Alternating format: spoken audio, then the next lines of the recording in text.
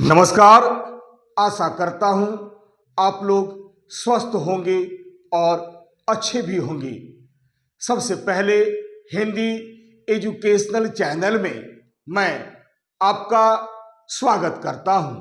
आज मैं आपके समक्ष राष्ट्र कवि श्री रामधारी सिंह दिनकर द्वारा रचित उद्यमी नर शीर्षक कविता का सार या सारांश या मूल भाव आपके समक्ष प्रस्तुत करना चाहता हूं।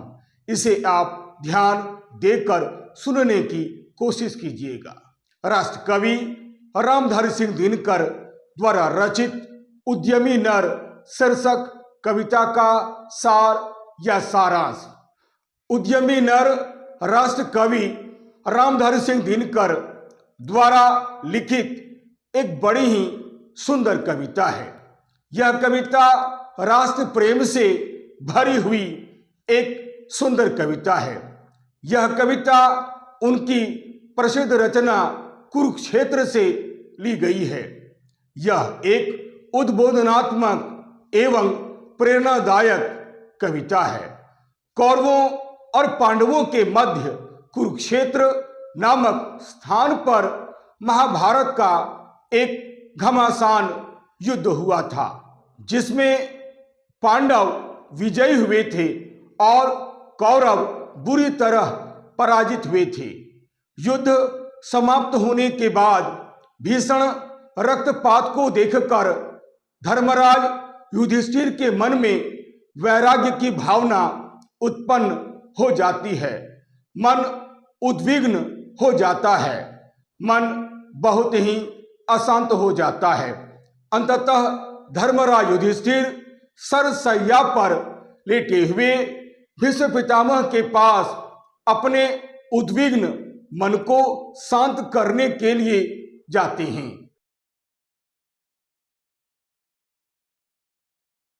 सरसैया पर लेटे हुए भीष्म पितामह धर्मराज युधिष्ठिर को मनुष्य का जीवन किस प्रकार होना चाहिए, मनुष्य को किस प्रकार का जीवन जीना चाहिए तथा मनुष्य का क्या कर्तव्य है, मनुष्य के जीवन का क्या उद्देश्य होना चाहिए, यानी भीष्म पितामह धर्मराज युधिष्ठिर को राजधर्म की शिक्षा देते हैं, एक राजा का कर्तव्य बतलाते हैं, आदि आदि विषय पर संदेश देते हैं।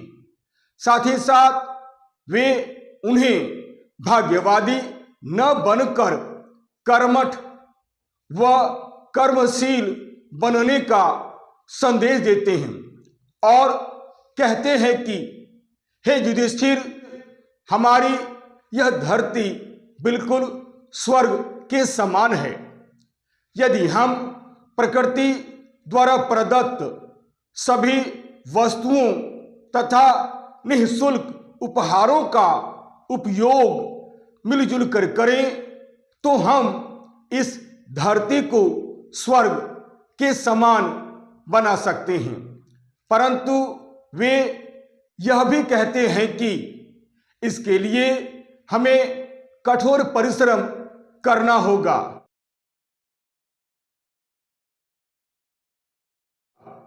धरती को स्वर्ग बनाना इतना आसान नहीं है।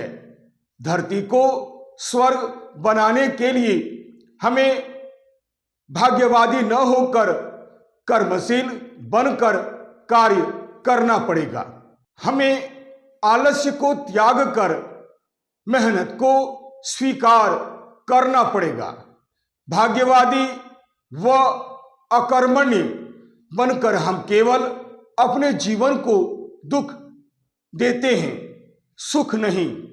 सच तो यह है कि भाग्यवादी व अकर्मण्य मनुष्य जीवन में कुछ नहीं कर पाता है, जबकि परिश्रमी व्यक्ति अपने परिश्रम से सब कुछ हासिल कर लेता है। परिश्रमी व्यक्ति में इतनी शक्ति होती है कि वह अपने दुर्भाग्य को भी सौभाग्य में बदल लेता है या अपने दुर्भाग्य को सौभाग्य में बदलने की शक्ति रखता है।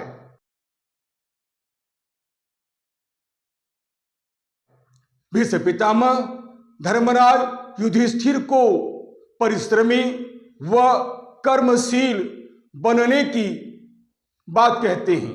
भीष्म पितामह धर्मराज युधिष्ठिर को परिश्रमी व कर्मशील बनने की महानता को बतलाते हुए संदेश देते हैं कि हे युधिष्ठिर, देखो, इस संसार को प्रकृति ने अपने गर्भ में अपार धनराशि को यानी धन दौलत को छिपाकर रखा हुआ है।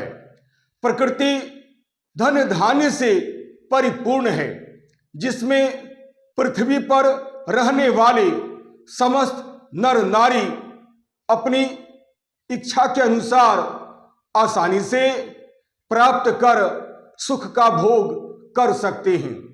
सभी अपने जीवन में संतुष्ट हो सकते हैं और यदि वे चाहेंगे तो अपने परिश्रम और कर्मशीलता से इस पृथ्वी को स्वर्ग के समान बना सकेंगी और स्वर्ग जैसा सुख प्राप्त कर सकेंगी। यह सच है कि प्रकृति असंख्य प्रकार की सुख सुविधाओं से समृद्ध है। प्रकृति में असंख्य प्रकार की सुख सुविधाएं निहित है। ईश्वर ने जीवन के लिए उपयोगी सारे तत्वों को एक आवरण के नीचे छिपाकर रखा है, ताकि लोग परिश्रमी व कर्मठ बने। वे भाग्यवादी न बनकर परिश्रमी बने, क्योंकि प्रकृति प्रदत्त यानी प्रकृति द्वारा दी गई वस्तुओं तथा निःशुल्क उपहारों को प्राप्त करने के लिए मात्र परिश्रम की आवश्यकता पड़ती है। परिश्रमी व्यक्ति ही परिश्रम के द्वारा उसे प्राप्त करने में सफल हो सकता है।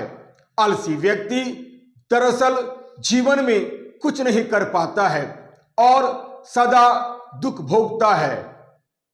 इसलिए हमें आलसी नहीं बनकर परिश्रमी बनना चाहिए।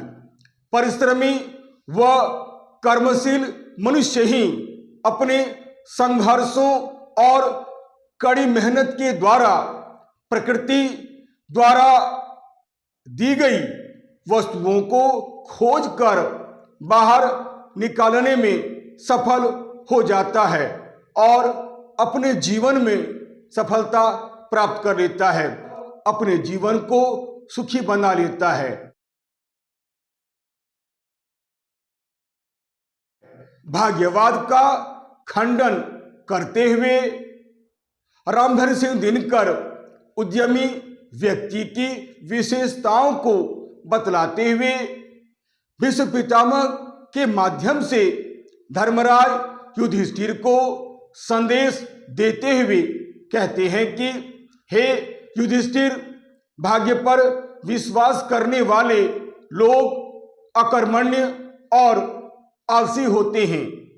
दरअसल मनुष्य के भाग्य में ब्रह्मा ने कुछ भी नहीं लिखा है। यह मनुष्य की सबसे बड़ी भूल है कि भाग्य बनाने वाला कोई और नहीं है, बल्कि ब्रह्मा ने हमारे भाग्य को बनाया है। जबकि सच यह है कि मनुष्य अपने कर्मों से अपने भाग्य को बनाता है। मनुष्य ने जो कुछ भी प्राप्त किया है वह अपनी भुजाओं की शक्ति के बल पर ही प्राप्त किया है। और यह भी सच है कि प्रकृति कभी भी भाग्य के डर से झुकती नहीं है और न ही भाग्य के बल पर विश्वास करती है। वह तो सदैव मनुष्य के परिश्रम और परिश्रम के द्वारा बहने वाले पसीने के आगे ही पराजय स्वीकार करती है। यानी मनुष्य ने जो कुछ भी प्राप्त किया है वह सब परिश्रम के बलबूते पर ही प्राप्त किया है। ब्रह्मा द्वारा लिखा हुआ भाग्य का बहाना तो केवल कायर, आलसी, निरुद्यमी पुरुष ही किया करते हैं, जबकि वीर, साहसी, उद्यमी पुरुष परिश्रम के बल पर ही पसीना बहाकर अपने भाग्य की दुर्लेख को सुलेख में बदल देते हैं। यानी परिश्रमी व्यक्ति कठोर परिश्रम कर अपने मस्तक पर लिखे हुए दुर्भाग्य की रेखा को सौभाग्य में बदल देते हैं और सुख प्राप्त करता है। कवि रामधारी सिंह दिनकर कठिन परिश्रम न करने वाले तथा काम से जी चुराने वाले और हाथ पर हाथ रखकर बैठने वाले लोगों की घोर निंदा करते हैं तथा उन्हें पापी तक भी कहते हैं। साथ ही साथ उन्हें भाग्य पर आश्रित न होकर अधिक से अधिक परिश्रम करने की सलाह देते हैं ताकि उनकी उन्नति हो सके और उनके सभी तरह के दुख दूर हो सके।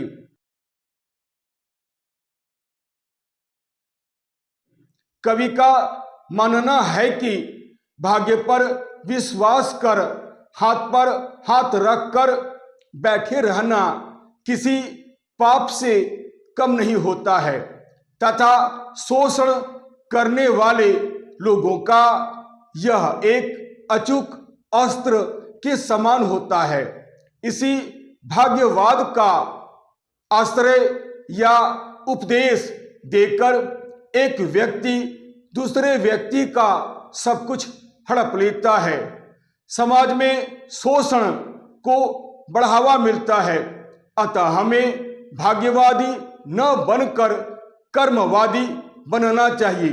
यानी हमें आलसी नहीं बनकर परिश्रमी बनना चाहिए और परिश्रम सदैव करते रहना चाहिए। कवि भाग्यवादी तथा आलसी व्यक्ति से एक प्रश्न करना चाहते हैं। वे उनसे पूछते हैं कि यदि ब्रह्मा जो सृष्टि करता है, यदि ब्रह्मा द्वारा लिखा हुआ भाग्य इतना प्रबल है, इतना शक्तिशाली है, तो पृथ्वी बिना कठोर परिश्रम किए रत्नों को क्यों नहीं हमारे सामने प्रदान कर देती है, जिसे उसने अपने आवरण के नीचे छिपा कर रखा है। वह हमें क्यों नहीं धन, धान्य तथा फल आदि से परिपूर्ण कर देती है। वह हमारे सामने क्यों नहीं बिना परिश्रम किए सब कुछ दे देती है। हमें उसे प्राप्त करने के लिए आखिर क्यों इतना प्रयास करना पड़ता है।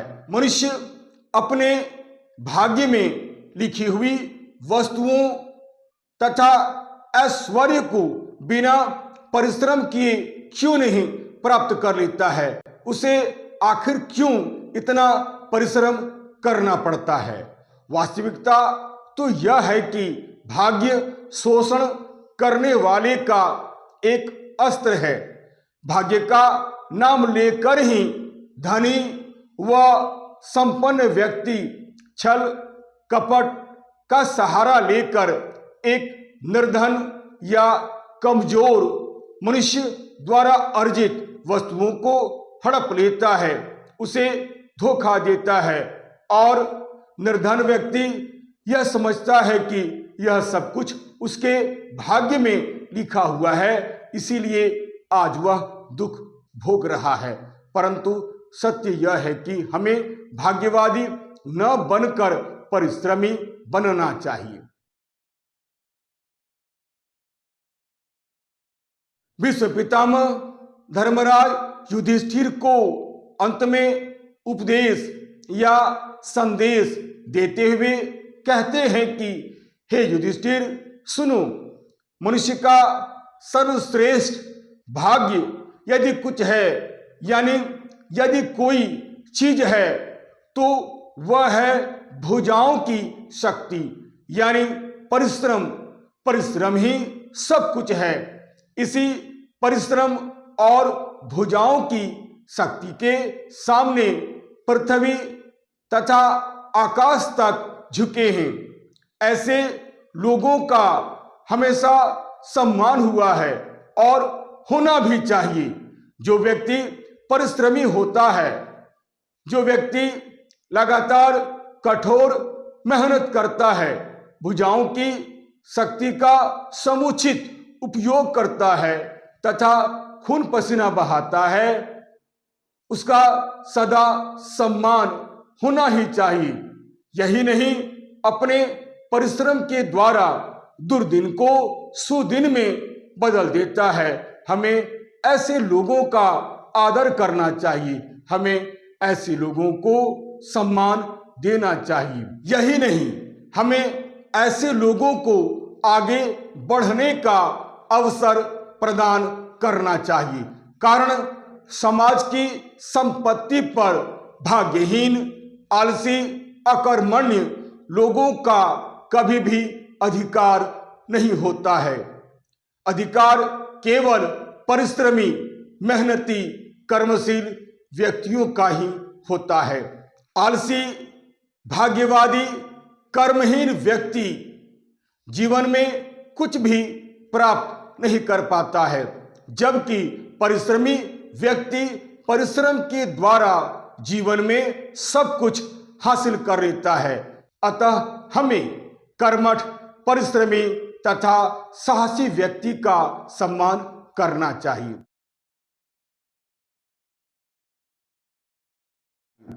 इस तरह हम देखते हैं कि उद्यमी नर राष्ट्र कवि रामधारी सिंह दिनकर द्वारा लिखित एक बड़ी ही सुंदर कविता है। रामधारी सिंह दिनकर जी ने कुरुक्षेत्र महाकाव्य में विश्व पितामह और धर्मराज युधिष्ठिर के वार्तालाप के माध्यम से भाग्यवाद का विरोध कर मनुष्य मात्र को कर्मशील व कर्मठ बनने का संदेश दिया है।